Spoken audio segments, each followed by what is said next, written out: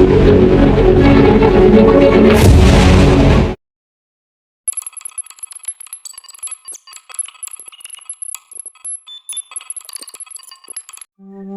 mga ka-Darkside, welcome back. Magandang araw sa inyo. Ang ating topic ngayon ay about sa isang hiwaga kung ano nga ba ang mapanuring mata. Naranasan mo na ba yung galing ka sa isang masayang event o kaya nag-post ka lang ng magandang balita sa social media pero paglipas ng ilang oras, bigla kang niraos ng matinding sakit ng ulo, lagnat o sunod-sunod na kamalasan? Sa Pilipinas, madalas nating sabihin na biyat ka siguro o kaya nausog ka. Pero sa iba't ibang panig ng mundo, may isang sinaunang takot na libu-libong taon nang nagpapakilabot sa sangkatauhan. Ang tawag nila rito, the evil eye o ang sumpa ng mapanuring mata. Ang evil eye ay hindi lang basta pamahiin ng mga matatanda. Mula pa noong panahon ng sinaunang Greece, Rome at kultura ng Middle East, naniniwala na ang mga tao na ang mata ay may dalang enerhiya. Hindi lang ito basta masamang tingin. Ayon sa mga paniniwala, kapag ang isang tao ay tumingin sa iyo ng may matinding inggit, selos o kung minsan kahit labis na paghanga na walang kasamang purong intensyon, maaari silang makapagpasa ng isang espiritual na malisya. Ang resulta, pagkasira ng kabuhayan, bigla ang pagkasakit o sa mas malalang kwento, ang kamatayan. Paano mo malalaman kung biktima ka na ng evil eye?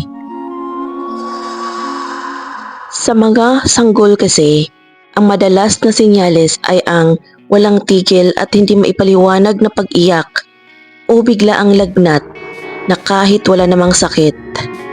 Sa mga matatanda naman, bukod sa biglaang panghihina, madalis ding masira ang mga kagamitan sa bahay, namamatay ang mga alagang halaman o kaya naman ay nakararanas ng matinding sunod-sunod na malas na tila ba may nakadikit na madilim na ulap sa iyong ulo. At ang pinaka nakakatakot na bahagi, kadalasan hindi alam ng taong nagbigay nito na may napanood o may nagawa na silang masama. Ang kanilang inggit ay kusang kumawala sa pamamagitan ng isang sulyap. Pero, paano nga ba lalabanan ang mga ito? Dahil sa takot na ito, naimbento ang iba't ibang proteksyon na nakikita natin hanggang ngayon. Pinakasikat dito ang Nasar Bonkogo, ang asol na tila matang kristal mula sa Turkey at Greece. Ang layunin nito ay saluhin at basagin ang masamang enerhiya bago pa ito tumama sa iyo. Kaya kapag ang isang evil eye amulet ay biglang nabasag o nawala, ibig sabihin nito, sinalo niya ang sumpang nakalaan sana sa iyo. Dito naman sa atin, ang simpleng pagbulong ng puwera usog at paglalagay ng krus gamit ang laway sa noo ng bata ang nagsisilbing panangga. Sa modernong mundo ngayon, kung saan usong-uso ang pag-flex ng buhay sa social media, ang mga nakamit nating tagumpay, bagong gamit, o masayang relasyon, hindi natin alam kung sinong mga mata ang nakatitig sa atin mula sa likod ng mga screen. Kahanga-hanga nga ba ang tingin nila? O may kalakip na itong inggit na dahan-dahang sumisira sa buhay mo? Kaya sa susunod na may pumuri sa iyo o tumitig ng matagal, mag-ingat ka.